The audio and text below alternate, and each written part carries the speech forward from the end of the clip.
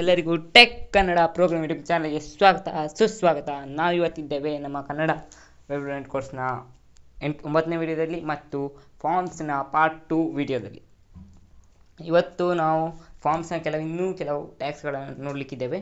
ಅದರಲ್ಲಿ ನಾವು date, password, email, check box ಮತ್ತು ರೇಡಿಯೋ ಮತ್ತು ಏನು ಇನ್ಪುಟ್ ಉಂಟು ಅದನ್ನು ಈಗಾಗಲೇ ನೋಡಿದ್ದೇವೆ. ನೆಕ್ಸ್ಟ್ ಕೆಲವು ಏನುಂಟು ಅದನ್ನು ಇವತ್ತು ನೋಡಲಿಕ್ಕಿದ್ದೇವೆ. ಇನ್ನೂ ಕೆಲವು ಉಳಿತದೆ, ಅದನ್ನು ನಾನು ನೆಕ್ಸ್ಟ್ ವಿಡಿಯೋದಲ್ಲಿ ವಾಪಸ್ ಹಾಕ್ಲಿಕ್ಕಿದ್ದೇನೆ. ಪಾರ್ಟ್ 3 ಕೂಡ ಬರಲಿಕ್ಕೆ ಉಂಟು. ಇದನ್ನು ನಾನು ಲೆಂತ್ ಜಾಸ್ತಿ ಆಗ್ತದೆ ವಿಡಿಯೋದು ಅಂತೇಳಿ ಅದನ್ನು ಪಾರ್ಟ್ ಮಾಡಿ ಹಾಕ್ತಿದ್ದೇನೆ. ಸೊ ಹಾಗಾಗಿ ವಿಡಿಯೋ ಜಾಸ್ತಿ ಆಗ್ತದೆ ಅಂತಷ್ಟೇ. ನಾನು ಇನ್ನೊಂದು ಪಾರ್ಟನ್ನು ನಾಳೆ ಅಥವಾ ನಾಳೆ ಹಾಕ್ತೇನೆ. ಇವತ್ತು ನಾವು ಇದರಲ್ಲಿ ಕೆಲವನ್ನು ನೋಡ್ತಾ ಹೋಗುವ. ಫಸ್ಟಿಗೆ ನಾನು ಇದರಲ್ಲಿ ಹೇಳಿದರೆ ಫೈಲನ್ನು ಹೇಗೆ ಆ್ಯಡ್ ಮಾಡೋದು ಅಂತ ನಾವು ನೋಡಲಿಕ್ಕಿದ್ದೇವೆ. ಇನ್ಪುಟ್ ಫೈಲ್ ನೋಡ್ತೀವಿ. ನಾನು ಇದನ್ನು ನಿಮಗೆ ಹೇಳಿರಲಿಲ್ಲ ಇನ್ನೇ. ಇಲ್ಲಿ ಕೆಳಗೆ ಸ್ಕ್ರೋಲ್ ಮಾಡ್ತಾ ಹೋದರೆ ನಿಮಗೆಲ್ಲ ಕಾಣಿಸ್ತದೆ ಯಾವುದೆಲ್ಲ ಉಂಟು ಇದರಲ್ಲಿ ಆಪ್ಷನ್ ಅಂತ. ಅದರಲ್ಲಿ ಸೆಲೆಕ್ಟ್ ಮಾಡಿಕೊಡು ನಿಮಗೆ ಬೇಕಾದದನ್ನು. ಮತ್ತು ಇಲ್ಲಿ ನೇಮ್ ನಾನೀಗ ಕೊಡ್ತಿದ್ದೇನೆ. ನಾನು ಫೋಟೋ ಅಂತ ಕೊಡ್ತಿದ್ದೇನೆ. ಡಾಕ್ಯುಮೆಂಟ್ ನೀವು ಸ್ಕಾಲರ್ಶಿಪ್ ಅಪ್ಲೈ ಮಾಡಿದಾಗ ನೋಡ್ಬೋದು. ಡಾಕ್ಯುಮೆಂಟ್ ಎಲ್ಲ ಫೈಲ್ ಅಂತ ಬರ್ತದೆ. ಅದನ್ನು ಇದೇ ರೀತಿ ಆ್ಯಡ್ ಮಾಡುವಂಥದ್ದು. ಇಲ್ಲಿ ನೋಡ್ತಿರ್ಬೋದು ನೀವು. ಇಲ್ಲಿ ಫೋಟೋ ಚೂಸ್ ಅಂತ ಬಂದಿದೆ. ಇಲ್ಲಿ ನಾವು ಅದಕ್ಕೆ ಲೇಬಲ್ ಕೂಡ ಮಾಡುವ. ಲೇಬಲ್ ಫಾರ್ ಫೋಟೋ ಅಂತ ಹಾಕ್ತಿದ್ದೆ ನಾನು. ನೆಕ್ಸ್ಟ್ ಇಲ್ಲಿ ನೇಮ್ ಬರ್ತದೆ. ಅದನ್ನು ನಾನು ಸ್ಟೂಡೆಂಟ್ ಫೋಟೋ ಅಂತ ಚೇಂಜ್ ಮಾಡ್ತಿದ್ದೇನೆ. ಸ್ಟೂಡೆಂಟ್ ಫೋಟೋ ಅಂತ ಚೇಂಜ್ ಮಾಡಿದ್ದೆ ನಾನು. ಇಲ್ಲಿ ನೋಡ್ತಿರ್ಬೋದು, ಇದು ಬಂದಿದೆ ನಿಮಗೆ ಸ್ಟೂಡೆಂಟ್ ಫೋಟೋ ಅಂತ ಬಂದಿದೆ.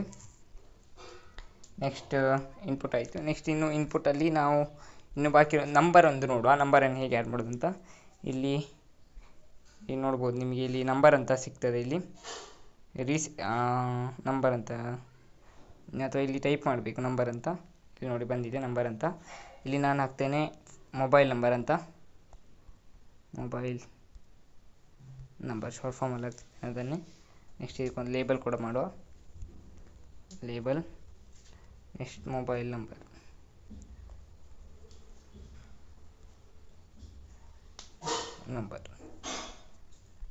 ಇದೆಲ್ಲ ಯಾಕೆ ಲೇಬಲ್ ಯಾಕೆ ಹಾಕೋದು, ಇನ್ಪುಟ್ ಟೈಪು, ಇದನ್ನೆಲ್ಲ ನಾನು ಹಿಂದಿನ ವಿಡಿಯೋದಲ್ಲಿ ಎಕ್ಸ್ಪ್ಲೇನ್ ಮಾಡ್ತೇನೆ. ಅದರ ಎಕ್ಸ್ಪ್ಲನೇಷನ್ ಅದರ ಲಿಂಕನ್ನು ಕೂಡ ಡಿಸ್ಕ್ರಿಪ್ಷನ್ ಬಾಕ್ಸಲ್ಲಿ ಕೊಟ್ಟಿರ್ತೇನೆ. ಅದನ್ನು ಕೂಡ ನೀವು ನೋಡ್ಬೋದು.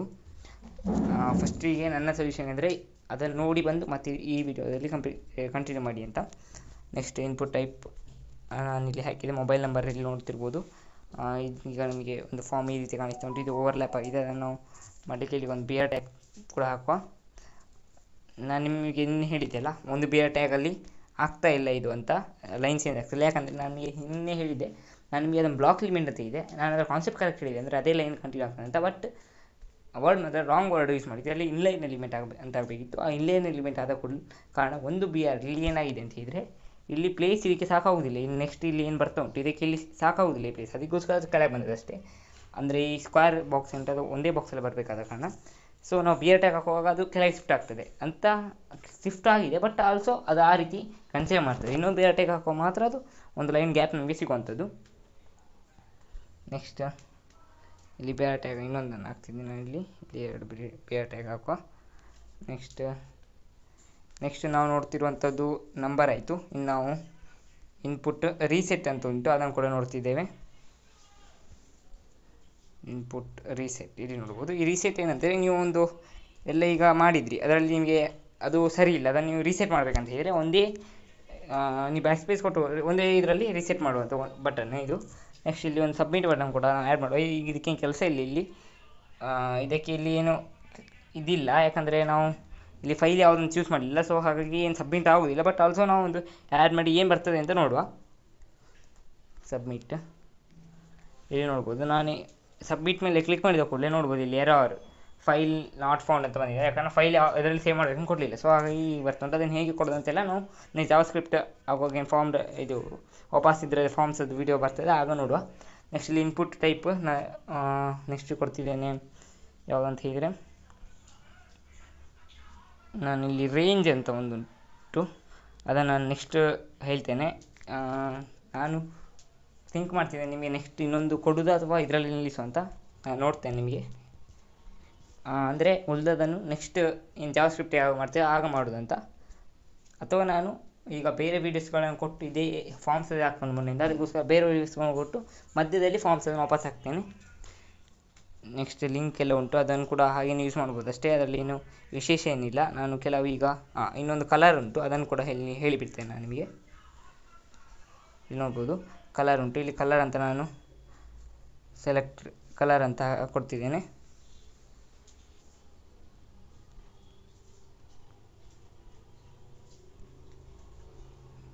ಕಲರ್ ಸ್ಪೆಲ್ಲಿಂಗ್ ತಪ್ಪಿದೆ, ಕಲರ್ ಇಲ್ಲಿ ನೋಡ್ಬೋದು ನೀವು. ಕಲರ್ ಅಂತ ಇಲ್ಲಿ ಕಲರ್ ಚಾಯ್ಸ್ ಮಾಡಿ ಬರ್ತಾ ಉಂಟು. ನಾನು ಇಲ್ಲಿ ವಾಪಸ್ ಈಗ ಕಲರ್ ಅಂತ ಕೊಡ್ತಾ ಇಲ್ಲ. ಇಲ್ಲಿ ನೀವು ಲೇಬಲ್ ಎಲ್ಲ ಮಾಡ್ಬೋದು, ಇದಕ್ಕೆ ಅದನ್ನು ನೀವು ಮಾಡ್ಬೋದು. ಆದರೆ ನಾನು ಇಲ್ಲಿ ಇರಲಿ ಬಿಡಿ, ನಾನು ಮಾಡ್ತೇನೆ ಲೇಬಲ್. ಸಬ್ಮಿಟ್ ಆದ ನಂತರ ಇಲ್ಲಿ 2 ಬಿಯರ್ ಟ್ಯಾಗ್ ಹಾಕುವ. ನೆಕ್ಸ್ಟ್ ನಾನು ಇಲ್ಲಿ ಇದಕ್ಕೆ ಕೂಡ ಲೇಬಲ್ ಮಾಡ್ತಿದ್ದೇನೆ. ಲೇಬಲ್ ಕಲರ್ ಅಂತಲೇ ಕೊಡುವ, ಇದಕ್ಕೆ ಲೇಬಲ್ ಆಯಿತು. ಇನ್ನು ಬಿಯರ್ ಟ್ಯಾಗ್ ಹಾಕಿ ಇನ್ನೂ ಕೆಲವು ಇದನ್ನು ನೋಡಿದ್ರೆ ಇದು ಇನ್ಪುಟ್ ಅಂತ ಆಯಿತು. ಇನ್ನೂ ಕೆಲವು ಟೆಕ್ಸ್ಟ್ ಏರಿಯಾ ಅಂದರೆ ನಿಮಗೆ ದೊಡ್ಡ ನೇಮ್ ಎಲ್ಲ ಉಂಟು, ಅದು ಲಿಮಿಟೆಡ್, ಅಂದರೆ ಸಣ್ಣ ಸಣ್ಣ ಒಂದು ಲೈನ್ ಇದರಲ್ಲಿ ಮಾತ್ರ ಆಗ್ತದೆ. ಈಗ ಕಮೆಂಟ್ ನಿಮಗೆ ಒಂದು ನಿಮ್ಮ ಎಕ್ಸ್ಪೀರಿಯೆನ್ಸ್ನ ಬಗ್ಗೆ ಹೇಳಬೇಕು ಅಂದರೆ ನೀವು ಇನ್ನೊಂದು ಟ್ಯೂಷನ್ ಮಾಡಿ ಅಥವಾ ಒಂದು ಕೋಚಿಂಗ್ ಕೊಟ್ಟಿದ್ದೀರಾ, ಅದರ ಎಕ್ಸ್ಪ್ರೆಷನ್ ಬಗ್ಗೆ, ಆದರೆ ಎಕ್ಸ್ಪೀರಿಯೆನ್ಸ್ ಹೇಗಿತ್ತು ಅದರ ಬಗ್ಗೆ ನೀವು ಕೇಳ್ತಿದ್ದೀರಾ ಅಂತ ಹೇಳಿ ಅಪ್ಲಿಕೇಶನ್ ಫಾರ್ಮ್, ಆ ಫಾರ್ಮಲ್ಲಿ ಅಂತ ಆದರೆ ನೀವು ಅಲ್ಲಿ ಒಂದು ದೊಡ್ಡ ಬಾಕ್ಸ್ ಕೊಡಬೇಕಾಗ್ತದೆ, ಒಂದು ಲಿಮಿಟೆಡ್ ಸ್ಪೇಸ್ ಕೊಡಬೇಕಾಗ್ತದೆ ಅವರಿಗೆ. ಅದರಲ್ಲಿ ಅವರ ಏನು ಎಕ್ಸ್ಪೀರಿಯೆನ್ಸ್ ಉಂಟು ಅದನ್ನು ಬರೀಲಿಕ್ಕೆ. ಅದನ್ನು ಹೇಗೆ ಮಾಡೋದು ಅಂತ ನೋಡೋದಾದರೆ, ನಾವಿಲ್ಲಿ ಒಂದು ಟ್ಯಾಗ್ ಉಂಟು, ಅಂದರೆ ಕಮೆಂಟ್ ಅವ್ರಿಗೆ ಏನು ಕೊಡಬೇಕಂತಿದ್ರೆ ಟೆಕ್ಸ್ಟ್ ಏರಿಯಾ ಅಂತ ಉಂಟು, ಅದನ್ನು ಯೂಸ್ ಮಾಡಿ ಮಾಡ್ಬೋದು. ಇಲ್ಲಿ ನಿಮಗೆ ಕಾಲಮ್ಸ್ ಮತ್ತು ರೋಸನ್ನು ಸೆಟ್ ಮಾಡ್ಬೋದು. ನಾನು ಇಲ್ಲಿ 30 ಮತ್ತು 10 ಉಂಟು, ಅದೇ ಇರಲಿ ಪರವಾಗಿಲ್ಲ. ನೆಕ್ಸ್ಟ್ ಇಲ್ಲಿ ನಾವು ಕೊಡ್ತೇನೆ ಕಮೆಂಟ್ ಅಂತ ಕೊಡ್ತೇನೆ. ಕಮೆಂಟ್ ಅಂತ ಕೊಟ್ಟೆ, ID ಕೂಡ ಅದನ್ನು ಕೊಡ್ತಿದ್ದೇನೆ, ಕಮೆಂಟ್. ನೆಕ್ಸ್ಟ್ ಇಲ್ಲಿ place holder, comment your comment, comment your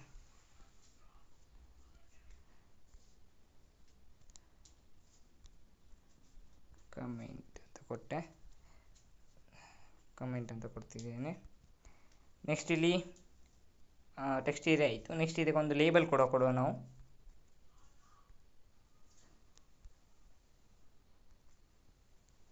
comment ಅಂತ ಲೇಬಲ್ ಕೂಡ ಕೊಟ್ಟಿದ್ದೇನೆ. ಇಲ್ಲಿ ನೋಡ್ಬೋದು ಈ ರೀತಿ ಕಾಣಿಸ್ತಾ ಉಂಟು. ನಿಮಗೆ ಇದು ಇಲ್ಲಿ ಬೇಡ ಅಂತಾದರೆ ನೀವು ಅದನ್ನು ಬಿಯರ್ ಟ್ಯಾಗ್ ಹಾಕಿ ಅಡ್ಜಸ್ಟ್ ಕೂಡ ಮಾಡ್ಬೋದು. ಇದಕ್ಕೆ ಬೇರೆ ಬೇರೆ ಮೆಥಡ್ಸ್ ಉಂಟು, ಅದನ್ನು ನಾವು ಮತ್ತೆ ನೋಡುವ. ಬಿಯರ್ ಟ್ಯಾಗ್ ಜನರಲಿ ಒಳ್ಳೆಯದೆಲ್ಲ ಹಾಕೋದು, ಅದನ್ನು ಹೇಗೆ ಮಾಡೋದು. ಈಗ ನಮಗೆ ಬೇರೆ CS ಕಲಿಯದ ಕಾರಣ ಇದನ್ನು ಯೂಸ್ ಮಾಡುವ. ನೆಕ್ಸ್ಟ್ ಇದನ್ನು ಸೆಂಟ್ರಲ್ ಎಲ್ಲ ಮಾಡಲಿಕ್ಕೆ ಆಗ್ತದೆ, ಅದನ್ನು ಕೂಡ ನೋಡುವ. ನೆಕ್ಸ್ಟ್ ನಿಮಗೆ ಹೇಗೆ ಅಂತ ಹೇಳಿಕೊಡ್ತೇನೆ ನಾನು. ನೆಕ್ಸ್ಟ್ ಇಲ್ಲಿ ಟೆಕ್ಸ್ಟ್ ಏರಿಯಾದಲ್ಲಿ ಏನು ಬೇಡ, ಇಷ್ಟ ಆಯಿತು. ನೆಕ್ಸ್ಟ್ ಇದಾದ ನಂತರ ನಾವು ಈಗ ಇನ್ನೊಂದುಂಟು, ಅಂದರೆ ನಿಮಗೆ ಈಗ ಕೆಲವರು ನೋಡ್ಬೋದು, ಅಂದರೆ ಸೆಲೆಕ್ಟ್ ಮಾಡಲಿಕ್ಕೆ ಇರ್ತದೆ. ಸೆಲೆಕ್ಟ್ ಮಾಡಲಿಕ್ಕಿದ್ದ ಅದರಲ್ಲೊಂದು ಸೆಲೆಕ್ಟ್ ಮಾಡೋದು, ಇದು ಒಂದು ಆಯಿತು. ಈ ರೀತಿ ಸೆಲೆಕ್ಷನ್ ಇಡುವಂಥ ಇನ್ನೊಂದು ನಿಮಗೆ ತೋರಿಸ್ತೇನೆ ನಾನು. ಫಸ್ಟಿಗೆ ಇಲ್ಲಿ ಕೊಡಿ ಸೆಲೆಕ್ಟ್ ಅಂತ ಕೊಡಿ. ಸೆಲೆಕ್ಟ್ ಅಂತ ಕೊಟ್ಟ ನಂತರ ಇಲ್ಲಿ ಒಂದು ಬರ್ತದೆ. ನೆಕ್ಸ್ಟ್ ಇಲ್ಲಿ ನೇಮ್ ಉಂಟು, ನೇಮ್ ನಾನು ಕೊಡ್ತೇನೆ ಫ್ರೂಟ್ಸ್ ಅಂತ. ಫ್ರೂಟ್ಸ್ ನೇಮನ್ನು ಸೆಲೆಕ್ಟ್ ಮಾಡಲಿಕ್ಕೆ ಅಂತ ಕೊಡುವ. ನೆಕ್ಸ್ಟ್ ಫ್ರೂಟ್ಸ್ ಅಂತ ಕೊಟ್ಟೆ. ನೆಕ್ಸ್ಟ್ ಇಲ್ಲಿ ನೀವೇನು ಮಾಡಬೇಕಂತ ಇದ್ದರೆ ನಾನು ಇಲ್ಲಿ ಇಂಟರ್ ಕೊಡ್ತಿದ್ದೇನೆ. ನೆಕ್ಸ್ಟ್ ಇನ್ನೊಂದು ಇಂಟರ್ ಕೊಡುವ. ನೆಕ್ಸ್ಟ್ ಇಲ್ಲಿ ಆಪ್ಷನ್ಸ್, ಅಂದರೆ ಆಪ್ಷನ್ ಏನೆಲ್ಲ ಕೊಡ್ತೀರಾ ಅಂತ ನಿಮಗೆ ಅವರಿಗೆ ಆಪ್ಷನ್ಸನ್ನು ಕೊಡುವ. ನೆಕ್ಸ್ಟ್ ಆಪ್ಷನ್ಸಲ್ಲಿ ನಾನಿಲ್ಲಿ ಕೊಡ್ತಿದ್ದೇನೆ ಒಂದು ವ್ಯಾಲ್ಯೂ ಕೊಡುವ, ಆರೆಂಜ್ ಅಂತ ಕೊಡುವ, ಆರೆಂಜ್. ನೆಕ್ಸ್ಟ್ ಇದೇ ರೀತಿ ನಾನು ಕಾಪಿ ಮಾಡ್ತೇನೆ ಇದನ್ನು. ನಾನು ನಿಮಗೆ ಹೇಳಿದ್ದೇನೆ ಇದನ್ನು ಆಲ್ಟ್ ಶಿಫ್ಟ್ ಮತ್ತು ಡೌನ್ ಒತ್ತಿದರೆ ಅದು ಕಾಪಿಯಾಗಿ ಕೆಳಗೆ ಬರ್ತದೆ ಅಂತ. ಅದೇ ರೀತಿ ಒಂದು 4 ಚಾಯ್ಸನ್ನು ಮಾಡ್ತಾ ಇದ್ದೇನೆ.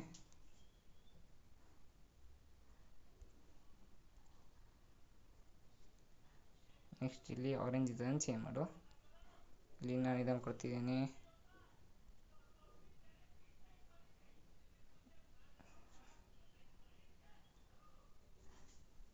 ಆ್ಯಪಲ್ ಅಂತ ಕೊಡ್ತಿದ್ದೇನೆ. ನೆಕ್ಸ್ಟ್ ಇಲ್ಲಿ ಇದನ್ನು ಮ್ಯಾಂಗೋ ಮಾಡುವ.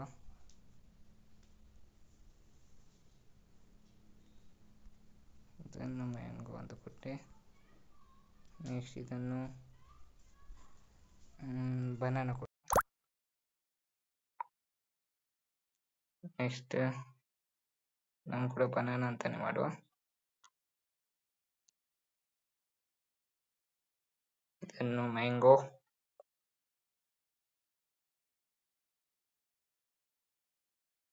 ನೆಕ್ಸ್ಟ್ ಆ್ಯಪಲ್ ಇಷ್ಟು ರೆಡಿ ಆಯಿತು. ಈಗ ನೋಡುವ, ಇದು ಲಾಸ್ಟ್ ಟ್ಯಾಗ್. ನಾನಿನ್ನು ಯಾವುದಾದ್ರು ಉಳಿದ್ರೆ ಅದನ್ನು ನೆಕ್ಸ್ಟ್ CSS ಅಥವಾ ಜಾವಾಸ್ಕ್ರಿಪ್ಟಲ್ಲಿ ಯಾವ ಮಾಡ್ತೇವೆ ಆಗ ಹೇಳ್ತೇನೆ. ನನ್ನ ಪ್ರಕಾರ ಯಾವುದು ಉಳಿಲ್ಲ ಅಂತ ಕಾಣಿಸ್ತದೆ, ಮತ್ತು ಉಳಿದ್ರೆ ಆಗ ನೋಡುವ. ಇದಕ್ಕೊಂದು ಲೇಬಲ್ ಒಂದು ಹಾಕ್ತೇನೆ ಲಾಸ್ಟಾಗಿ. ಇಲ್ಲಿ ನೋಡ್ಬೋದು, ನಾನು ಇಲ್ಲಿ BR ಟ್ಯಾಗ್ ಒಂದು ಹಾಕ್ತೇನೆ. ಅದಾದ ನಂತರ ಇನ್ನೊಂದು ಟ್ಯಾಗ್ ಕೂಡ ಹಾಕುವ. ನೆಕ್ಸ್ಟ್ ಇಲ್ಲಿ ನಾನು ಈಗ ಕೊಡ್ತಿದ್ದೇನೆ ಲೇಬಲ್ ಅಂತ. ಇದಕ್ಕೆ ಲೇಬಲ್ ಮಾಡುವ. ಲೇಬಲಲ್ಲಿ ಕೊಡ್ತಿದ್ದೇನೆ ಫ್ರೂಟ್ಸ್ ಅಂತ ಕೊಟ್ಟೆ. ನೋಡ್ಬೋದು, ಈ ರೀತಿ ಕಾಣಿಸ್ತಾ ಉಂಟು. ನೀವು ಇಲ್ಲಿ ಸೆಲೆಕ್ಟ್ ಮಾಡ್ಬೋದು, ಈ ರೀತಿ ಸೆಲೆಕ್ಟ್ ಮಾಡುವಂಥದ್ದು. ಒಂದು ಸೆಲೆಕ್ಷನ್ ಮೆಥಡ್ ಇದಾಯಿತು. ನೆಕ್ಸ್ಟ್ ಇನ್ನೊಂದು ಈ ರೀತಿ ಕೂಡ ಒಂದು ಸೆಲೆಕ್ಷನ್ ಮಾಡಲಿಕ್ಕೆ ಅವರಿಗೆ ಆಪ್ಷನ್ ಕೊಡುವಂಥದ್ದು. ಬೇರೆ ಬೇರೆ ರೀತಿ ಇರಲಿ ಅಂತ ಮಾಡ್ಬೋದು. ನೆಕ್ಸ್ಟ್ ಇಷ್ಟೆಲ್ಲ ಹೇಳಿದೆ ನಾನು. ನೋಡ್ತಿರುವ ನಾವು ಇಷ್ಟು ಮಾಡಿದ್ದೇವೆ ಇದರಲ್ಲಿ. ಇನ್ನು ನೆಕ್ಸ್ಟ್ ವಿಡಿಯೋ ಯಾವುದಾದ್ರೂ ಒಂದು ನೋಡ್ತೇನೆ. ಯಾವುದು ನನ್ನ ಪ್ರಕಾರ ಆಲ್ಮೋಸ್ಟ್ HTML ಅಲ್ಲಿ ಏನೆಲ್ಲ ಮಾಡ್ಬೋದು ಅದನ್ನು ನಿಮ್ಗೆ ಹೇಳಿ ಆಗಿದೆ. ಸ್ವಲ್ಪ ಕೆಲವು ಅಂದರೆ ಏನೆಲ್ಲ ಅವಶ್ಯಕತೆ ಉಂಟು ಅದಾಗಿದೆ. ಅಂದರೆ ಈಗ ನಾವು ಇನ್ನು ನಮಗೆ ಬಾಕಿ ಇರುವಂಥದ್ದು ನಮ್ಮ ವೆಬ್ಸೈಟ್ ಚೆನ್ನಾಗಿ ಕಾಣ್ಬೇಕಂತಾದ್ರೆ ಏನು ಮಾಡಬಹುದು ಅಂದರೆ, ಚೆನ್ನಾಗಿ ಕಾಣ್ಬೇಕಂತಲ್ಲ, ಅಂದರೆ ಸಜೆಸ್ಟ್ ಆಗ್ಬೇಕಂತ ಚೆನ್ನಾಗಿ ಇದರಲ್ಲಿ ಕೂಡ ಮಾಡ್ಲಿಕ್ಕೆ ಆಗ್ತದೆ. ಸಜೆಸ್ಟ್ ಆಗಬೇಕು ಅಂದರೆ ಬ್ರೌಸರ್ ವೆಬ್ಸೈಟ್ ಕಂಟೆಂಟ್ ಸೇಮ್ ಇದ್ರೆ ಕೂಡ, ಎರಡು ವೆಬ್ಸೈಟ್ ಕಂಟೆಂಟ್ ಸೇಮ್ ಇದ್ರೆ ಅದರಲ್ಲಿ ಬ್ರೌಸರ್ ಏನುಂಟು ಚೆಕ್ ಮಾಡ್ತೇವೆ ಯಾವುದ್ರ ವೆಬ್ಸೈಟ್ ಕ್ವಾಲಿಟಿ ಹೇಗುಂಟಂತ. ಕೆಲವನ್ನು ಯೂಸ್ ಮಾಡಿದಾಗ ವೆಬ್ಸೈಟ್ ಕೆಲವು ಟ್ಯಾಗ್ಸ್ಗಳನ್ನ ಯೂಸ್ ಮಾಡುವಂತಹ ಇದನ್ನು ಹೆಚ್ಚು ಇದು ಕೊಡ್ತದೆ ಅದು ಬ್ರೌಸರ್. ಅದು ಯಾವುದಿಲ್ಲ ಅಂತ ನಾವು ನೆಕ್ಸ್ಟ್ ವಿಡಿಯೋದಲ್ಲಿ ನೋಡ್ಲಿಕ್ಕಿದ್ದೇವೆ. ಕೆಲವು ಫೂಟರ್ ಆ ರೀತಿಯ ಒಂದು ಕೆಲವು ಟ್ಯಾಗ್ಸ್ಗಳನ್ನ ಯೂಸ್ ಮಾಡಿದರೆ ಅದು ಅವಶ್ಯಕತೆ ಇಲ್ಲ, ಅದಿಲ್ಲದೆ ಕೂಡ ಮಾಡ್ಲಿಕ್ಕೆ ಆಗ್ತದೆ. ಬಟ್ ಅದನ್ನು ಯೂಸ್ ಮಾಡಿದರೆ ಅದರ ವ್ಯಾಲ್ಯೂ ಜಾಸ್ತಿ ಆಗ್ತದೆ. ಅದನ್ನು ಎಲ್ಲ ಯಾವುದಂತ ಎಲ್ಲ ಕೂಡ ನೆಕ್ಸ್ಟ್ ವಿಡಿಯೋದಲ್ಲಿ ನೋಡುವ. ಆಲ್ಮೋಸ್ಟ್ ನಮ್ಮ HTML ಮುಗ್ದಿದೆ. ನೆಕ್ಸ್ಟ್ ನಾವು ಇನ್ನೊಂದು 2 ವಿಡಿಯೋ ಇರ್ಬೋದು ಅಂತ ಕಾಣಿಸ್ತದೆ. ಅದಾದ ನಂತರ ನಾವು CSS ಅನ್ನು ಸ್ಟಾರ್ಟ್ ಮಾಡಲಿಕ್ಕಿದ್ದೇವೆ. ನಾವು ನೆಕ್ಸ್ಟ್ ವಿಡಿಯೋದಲ್ಲಿ ಸಿಗುವ. ಅಲ್ಲಿವರೆಗೆ ಟೇಕ್ ಕೇರ್, ಬಾಯ್ ಬಾಯ್.